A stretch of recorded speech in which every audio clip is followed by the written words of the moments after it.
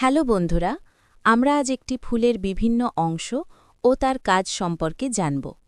প্রথমে আছে পুষ্পাক্ষ, যার ইংরেজি নাম থ্যালামাস। এটি ফুলের গোড়ার অংশ, যার ওপর ফুলের বাকি 4টি স্তবক সাজানো থাকে। এটি সাধারণত স্ফীত এবং গোলাকার হয়। এরপর আছে বৃতি, যার ইংরেজি নাম ক্যালেক্স। ফুলের বাইরের সবুজ অংশটিকে বৃতি বলে। জবা ফুলের ক্ষেত্রে বৃতির নিচে ছোট ছোট উপবৃতিও দেখা যায়।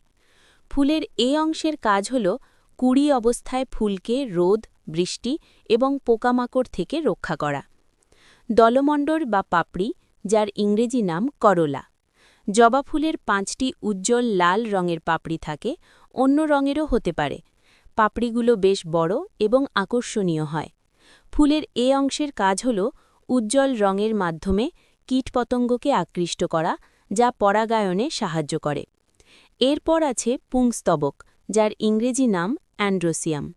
জবা ফুলে অসংখ্য পুংকেশর থাকে, যা একটি লম্বা নলের মতো গঠন, পুংকেশরীয় নল তৈরি করে। এই নলের মাথায় থাকে হলুদ রঙের পরাগধানী।